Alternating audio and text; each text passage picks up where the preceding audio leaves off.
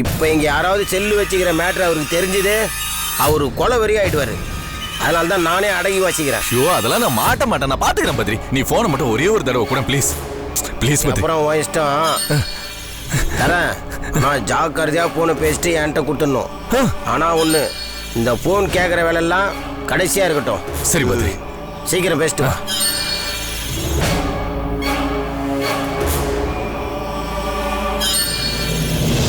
யார் பாக்க?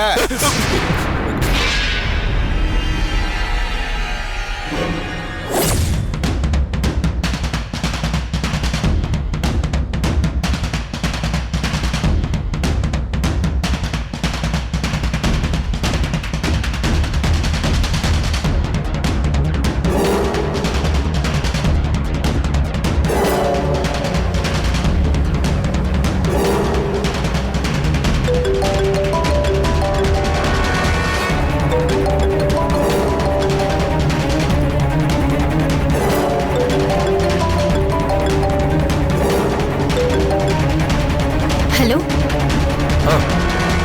ரேகா, நான் மாதவன் பேசுறேன். என்ன சத்தத்தை காணோம்? அண்ணா கொஞ்சம் வெளியில வெயிட் பண்ணுங்க.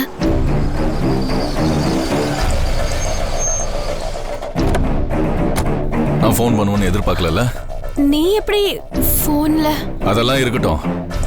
கட்டின புருஷன் ஜெயில இருக்கனே, அவனை ஒரு தடவையாவது வந்து பார்க்கணும்னு உனக்கு தோணல? ஏன் ரேகா, அப்ப நம்ம பழகுனது, காதலிச்சது, கல்யாணம் பண்ணிக்கிட்டது, என் கூட குடும்பம் நடத்தினது எல்லாமே போய் அப்படிதானே? என் மேல உனக்கு இருந்த அன்பு, பாசம், இது எல்லாமே வேஷம் அப்படிதானே? தாத்தாவோட சொத்து உனக்கு கிடைச்சதா பாஸ்கர் என்கிட்ட ஜெயில வந்து சொன்னா. நம்ம கம்பெனியை நீயே எடுத்து நடத்துறதா சரசன் என்கிட்ட வந்து சொன்னாங்க. அந்த சரசுவும் பாஸ்கரும் எனக்கு யாரு ரேகா? சரசன்ய நான் எவ்வளவு கேவலமா திட்டி இருக்கேன், பேசியிருக்கேன். ஆனா அவங்க என்ன ஜெயில வந்து பார்த்து நீ நம்ம ஆபீஸை எடுத்து நடத்துறதா சொன்னாங்க. ஆனா அதை சொல்ல வேண்டியவன் நீ. உன் மனசு என்ன கல்லாயிடுச்சா? அந்த அளவுக்கு பணம் உன்னை மாத்திடுச்சா? உன் தாத்தாவோட சொத்து 50 கோடியோ 100 கோடியோ உன் கைக்கு வந்துச்சுன்னு சொன்னாங்க. இதுல எது உண்மை பொய்ன்னு எனக்கு தெரியல. ஆனா உனக்கு மனசாட்சின்னு ஒண்ணு இருந்தா அதை நீ கேட்டுப்பாரு. இந்த தாத்தாவோட சொத்தை நீ அனுபவிக்கணும்ன்றதுக்காக தானடி நான் இவ்வளவு படப்பட்டேன். அந்த பத்திரத்தை உன் கையில வந்து கொடுக்கணும்ன்றதுக்காக தானே நான் கவிதா வீட்டுக்கே போனேன். போன இடத்துல எதிர்பாராத விதமா ஒரு கொலை நடந்து போச்சு. அது கூட தற்செயலா. அதனால இப்ப நான் ஜெயில இருக்கேன். ஆனா நீ ஜாலியா சொத்தெல்லாம் தனியா அனுபவிச்சுட்டு இருக்கல்ல. நீலாம் ஒரு மனுஷியா?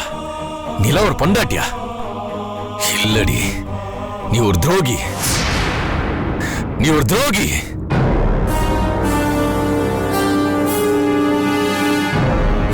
பேசுறி, ஏதாவது வாயை திறந்து பேசுறி, ஊமை கொட்டான். நேர்ல வந்து பார்த்து பேசுறதுக்கு தான் தைரியம் இல்ல. அட்லீஸ்ட் போன்லயாவது பேசலாம்ல. ஏன்டி பேசாம என்ன சாகடிக்கிற? நீ எப்படி போன் பண்ற? உனக்கு எப்படி போன்லாம் கிடைச்சது? ஏய், அதெல்லாம் ரகசியம். அது உன்கிட்ட சொல்ல வேண்டிய அவசியம் எனக்கு இல்ல. நீ ஜெயில தான் இருக்கியா இல்ல எங்கயாவது தப்பிச்சு ஓடிட்டியா? நான் ஜெயில தாண்டி இருக்கேன். அப்போ நீ எனக்கு போன் பண்றது சட்டப்படி குற்றம்ல? அந்த ஈர வெங்காயம் எல்லாம் எங்களுக்கு தெரியும். முதல்ல நான் கேட்டதுக்கு பதில் சொல்லு. இன்னும் நீ எனக்கு பொண்டாட்டியா தான் இருக்கியா இல்ல என்ன மறந்துட்டு காசுக்கு அடிமையாகி அந்த சுந்தர்லிங்கத்தோட பேத்தியா மாறிட்டியா? இதுக்கு நான் பதில் சொல்ல வேண்டிய அவசியம் இல்ல மாதவா. ஒண்ணு நல்லா தெரிஞ்சுக்கோ, உன் கூட இருந்த வரைக்கும் நான் பணம் காசு இதையெல்லாம் மதிச்சதே இல்ல. பாசத்துக்காக அலைஞ்சேன்.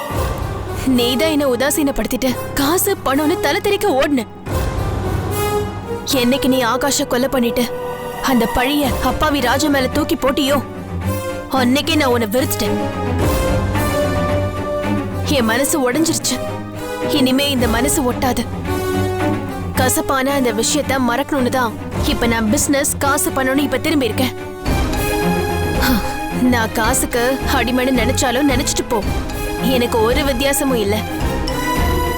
இனிமே இப்படி சட்டவிரோதமா போன் பண்ற வேலையெல்லாம் வச்சுக்காத. முடியாதுரி, நான் உனக்கு போன் பண்ணுவேன், நீ அதை அட்டன் பண்ணணும்.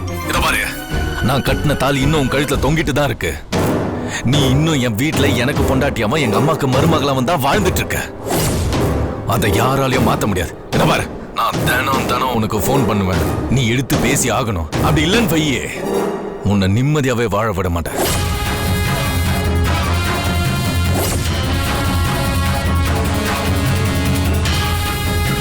ஹலோ ஹலோ,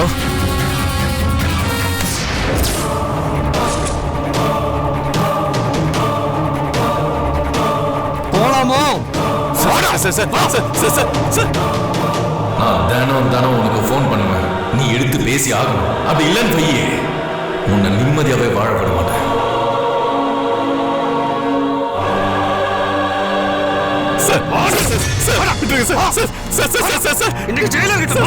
இனிமேல் இந்த மாதிரி பண்ண மாட்டேன் சார், மன்னிச்சிருங்க சார். அந்த பொதுவில் கிடைச்சது சார். சொல்ற நீ சார், இல்ல சார், உண்மைதான் சார் சொல்றேன்.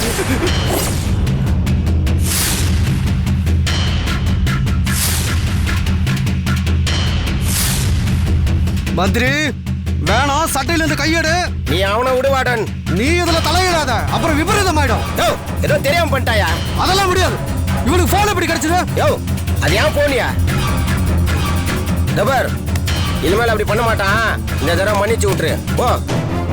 டேய், இந்த தடவை தப்பிச்சிட்டா, இன்னொரு தடவை மாட்டாமையே போயிடுவேன். அப்ப வச்சுக்கிறா உன்னைய. போவியா?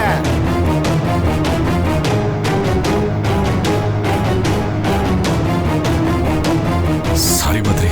நான் தான் சொன்னேன்ல மாட்டிக்குவேன்னு. அது சரி பத்ரி, எல்லாரும் அந்த வார்டனை பார்த்து பயப்படுறாங்க, ஆனா அந்த வார்டன் உன்னை பார்த்து பயப்படுறாரு.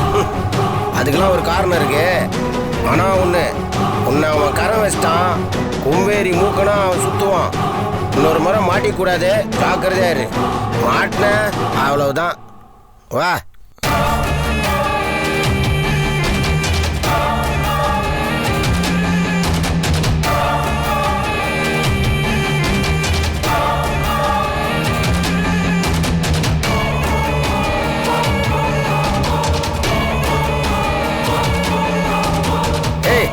பாப்பா,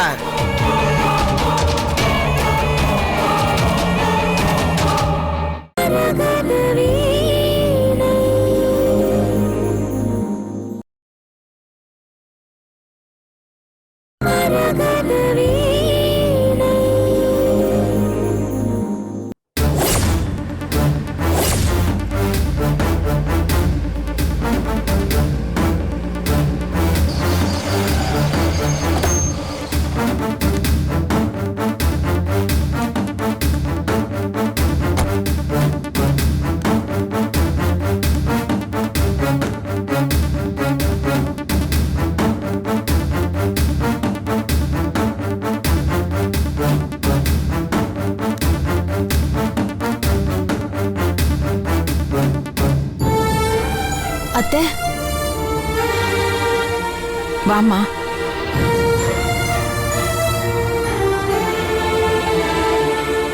என்னம்மா, எப்போ லேட்டா தான் வருவ, இன்னைக்கு என்ன சீக்கிரமா வந்துட்ட?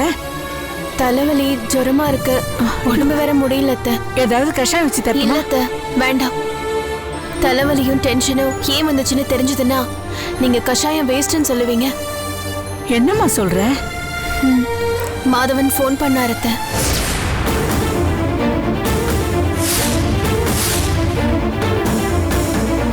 என்னது, மாதவா போன் பண்ணானா? எப்படிமா? நன்னடத்த காரணமா அவனை ஜெயில இருந்து ரிலீஸ் பண்ணிட்டாங்களா? அவரை நடத்திய வச்சு பார்த்தா இந்த ஜென்மத்துல உங்க புள்ள ஜெயில இருந்து வரவே மாட்டாரு அத்தை.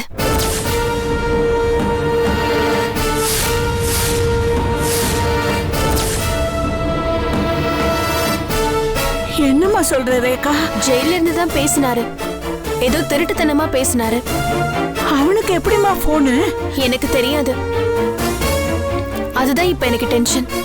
உங்ககிட்ட பேசணுங்கிற ஆசையில யாராவது போலீஸ் ஆபீசர் கிட்ட போனை வாங்கி பேசிருப்பாமா? அப்படி தெரியல அத்தை, அவர்கிட்ட போன் இருக்கும் போல. இனிமே தினமும் பேசுவேன் வேற சொல்றாரு. இவன் திருந்தவே மாட்டானாமா. தப்பு செய்யக்கூடாது, திருந்தனும், திருட்டுத்தனம் கூடாது, நல்லவனா மாறணும் தானே நாமளே கஷ்டப்பட்டு போலீஸ்ல புடிச்சு கொடுத்தோமா. என்னம்மா இவன் அங்க போய் தப்பு பண்றான்? கொசுவை விரட்டுதான் நாம கொசுவத்தி வைக்கிறோம். ஆனா நிறைய கொசுங்க அந்த கொசுவத்தி மேலேயே ஏறி அதுலயே உட்கார்ந்துருக்குங்க. அந்த மாதிரி தப்பு பண்ணி பண்ணி அவர் தோள் தடிச்சு போச்சு அத்தை. வெக்கமான ரோஷம் எல்லாமே போயிடுச்சு. கொஞ்சம் கூட தன்மானம் இல்லாம சொரணை இல்லாம கேவலமான பிறவியா மாறிட்டாரு. கடவுளே, என்னம்மா இது? அவனை இவ்வளவு வெறுத்து போய் பேசுறியம்மா நீ? என் பிள்ளைக்கு மன்னிப்பே கிடையாதா? அவன் தான் செஞ்ச தப்புக்கு தண்டனை அனுபவிக்கிறானே, அதுக்கு மேலேயும் அவனை நீ தண்டிக்கணுமாமா? நீ போய் அவனை பார்க்கவே இல்லையம்மா. நான் மட்டும் ஒரே ஒரு தடவை போய் ஜெயில அவனை பார்த்தேன். எந்த வரவுமே அவனை பார்க்க போகவே இல்லையே. ஒருவேளை அந்த விரக்தியில தான் என் புள்ள தப்பு பண்றானோ என்னமோ. சும்மா அவர் செய்யற தப்புக்கெல்லாம் நீங்க சப்பக்கட்டு கட்டாதீங்க அத்தை. அவர் ஆகாஷ கொலை பண்ணதை கூட நான் தாங்கிப்பேன். ஆனா அந்த கொலைப்பழிய ராஜா அண்ணன் மேல தூக்கி போட்டு தான் சொந்த தங்கச்சி கர்ப்பமா இருக்கான்னு தெரிஞ்சுமே அவளுக்கு பெரிய துரோகத்தை பண்ணாரு பாருங்க. அதத்தான் என்னால தாங்கிக்கவே முடியல. என்னம்மா, அவனோட தாலியை நீ கழுத்துல சுமந்துகிட்டு இருக்கியம்மா. இப்படிப்பட்ட நிலைமையில காலம் பூரா கட்டின புருஷனை வெறுத்துக்கிட்டே இருந்தா உன் வாழ்க்கை என்னம்மா ஆகிறது? மாதவ வாழ்க்கை என்ன ஆகிறது?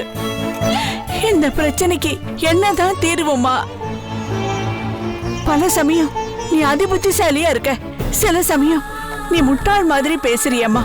என் புருஷன் என்னைக்கு சுத்தமா மொத்தமா திருந்தி வராரோ அப்பதான் நான் அவரை ஏத்துப்பேன். ஆம்பளைங்க அப்படித்தாம்மா கரடு முரட நலிவு சுழிவா இருப்பாங்க.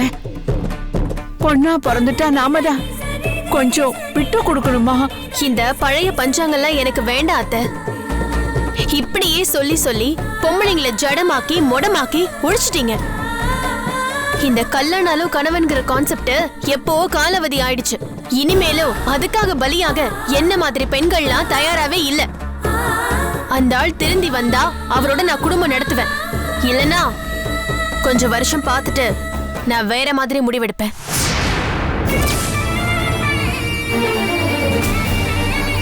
என்ன வேற மாதிரி முடிவுன்னா? நேரம் வரும்போது சொல்றேன். இப்ப அதுக்கு ஒண்ணும் அவசியம் இல்ல. இப்ப இந்த பிரச்சனைக்கு வழி சொல்லுமா? அவன் ஜெயில இருக்கான். அவன் கையில இப்போ சட்ட விரோதமா ஒரு செல்போனை வேற வச்சுக்கிட்டு இருக்கான். ஜெயில இருக்கிறவங்கிட்ட செல்போன் இருக்கிறது ஒண்ணுதான், துப்பாக்கி இருக்கிறது ஒண்ணுதாம்மா. இப்ப என்னமா பண்றது நாம? இந்த பிரச்சனைக்கு ஒரு முடிவு எனக்கு தெரியும். ஆனா அது ஒரு கசப்பு மருந்து. சொன்னா நீங்க வருத்தப்படுவீங்க, அதிர்ச்சி ஆவீங்க. என் புள்ள கொலகாரா அப்படிங்கிற அதிர்ச்சியை விடவா நீ புதுசா வேற எதையாவது சொல்லிட போற? எதுவா இருந்தாலும் சொல்லுமா. அத்தை, நான் சொல்றதை கேளுங்க.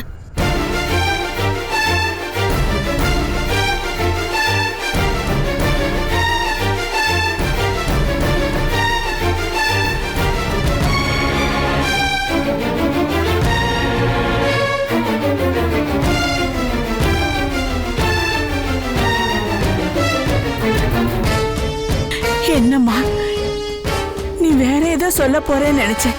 நீ என்னம்மா நேர தீக்குள்ளியே பெரள விடுற மாதிரி சொல்றியம்மா?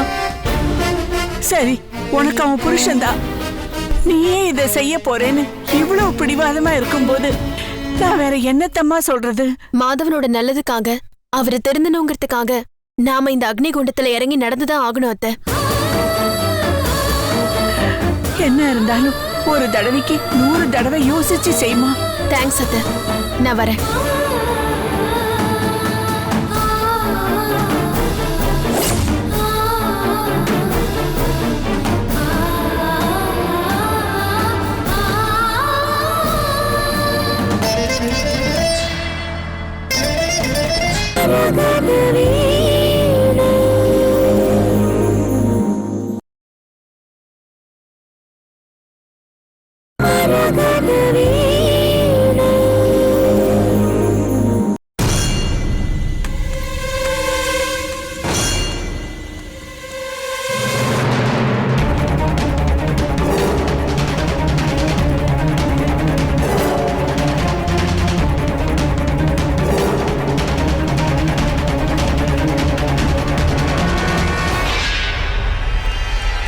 ஏன்பா மாதவா, என்னப்பா நம்ம ஏரியால ஒரு பொண்ணு வருது.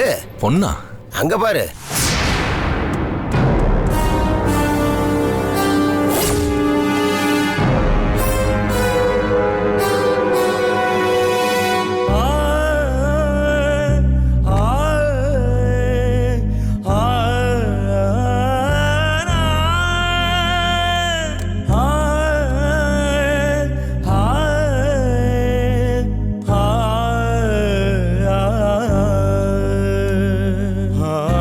பத்ரி, அது என் பொண்டாட்டி பத்ரி.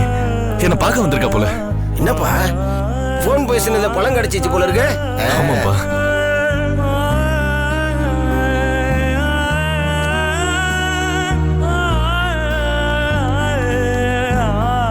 என்னப்பா உன் பொண்டாட்டி உன்னை பார்க்க வராம நேரா உள்ள போயிட்டாங்க. ஏன்பா, பார்க்க வந்தா நேரா நம்மள வந்தா பார்க்க முடியும்?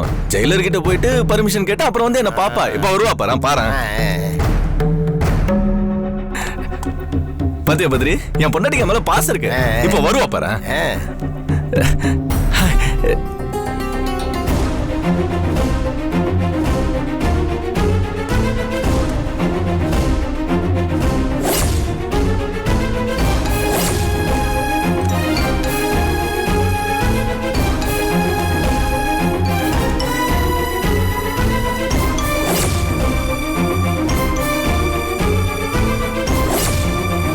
உன் பொண்டாட்டி ஜெயிலரை பார்த்தோன்னு உன்னை பார்க்க வரும்னு சொன்ன. அவங்க பாட்டு கிளம்பி நேரம் போயிட்டே இருக்காங்க. அதான் பத்ரி, எனக்கு ஒன்றும் புரியல. அவ ஏன் வந்தா, எதுக்கு போறா, எதுவுமே தெரியல.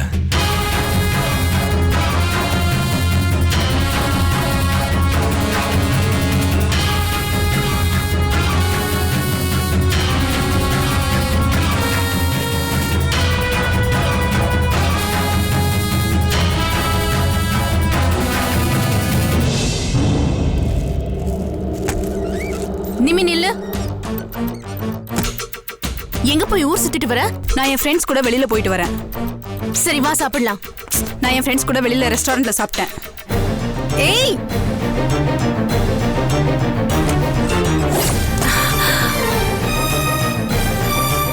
வர வர இவ போக்கே சரியில்லை. காயத்ரி,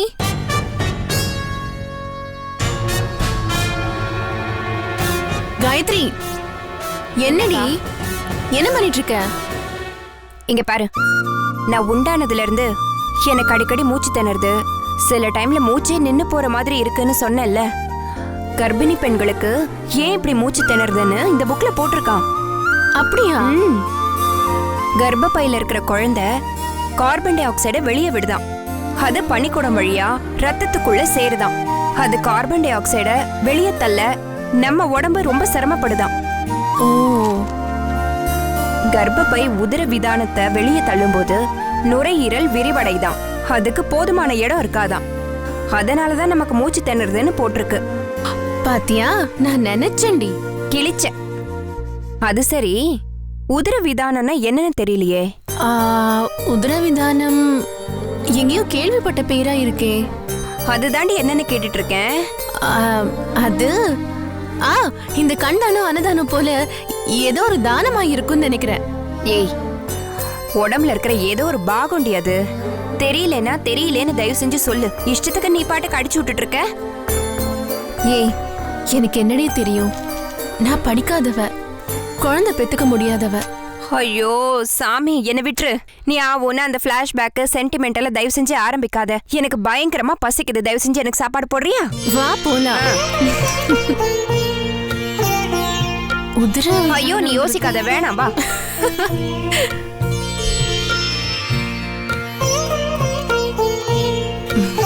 வா. அக்கா, வா சங்கர், வா சாப்பிடலாம். நிம்மி எங்க? ரூம்ல இருக்கா.